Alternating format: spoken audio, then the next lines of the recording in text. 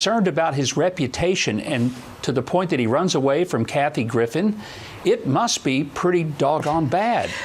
So, Governor, she's hired Lisa Bloom, a civil rights lawyer, and they talked about how they have been contacted by Secret Service. And she has retained this lawyer because of all of this. And here's what she had to say about the Secret Service and the Trump family. Listen to them.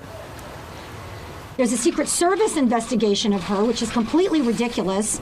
And he and his family is calling on Twitter for her to be fired from her job. All my jobs. That's what this is about. A crying Kathy Griffin, as you could see as well. Governor?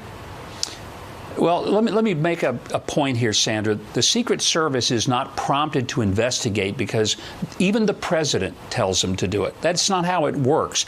They act upon what they believe is a credible threat or something that might invoke a credible threat.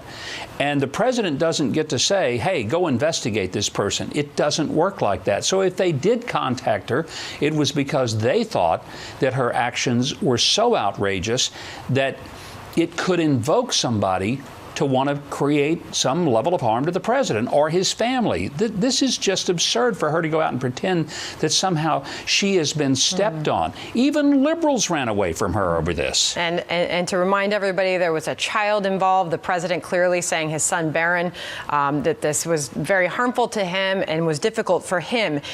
What is also outrageous is what we heard from the women on The View, comparing Christians to the Taliban. Yes, I said that right. Listen. You can't hide behind religion to restrict other people's rights. Well, that is not. Well, that's done all the time. We saw it when people said, "Oh, we can't have gay people adopting, so we're going to stop." Well, that's wrong too. You know what? It's wrong. Y'all just need look. I don't know how is it different from the Taliban? What's the difference between us and the people we're fighting? Nothing. What's the difference? Well, that's what I'm saying. I'll let those words speak for themselves. Governor? Look, I've been going to church pretty much my whole life. I've never seen anyone at church suggest that we behead one of the members.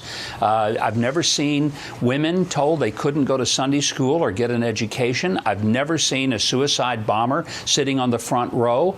I mean, this is such an absurdity. But here's the problem with a show like The View. It has become an increasingly sad panel of people who come to a set unprepared to speak intelligently, and so they just come and spout off the first thing that comes out of their minds. This used to be a pretty decent show worth watching when Barbara Walters was sort of the queen bee, but it is just disintegrated into something that is disgusting and frankly an embarrassment. But to compare Christians with the Taliban, I mean, that's beyond any kind of absurdity, and they should be ashamed of themselves. Yeah, and Governor, when I saw that, I don't watch the show. When I saw the headlines, I quite frankly didn't believe it. Thought maybe it was fake news, but it wasn't. You just saw it for yourself. Yeah. Governor Huckabee, thanks for being here. Thank you, Sandra. All right. Well, up next, a harrowing personal account of the challenge facing far too many Americans.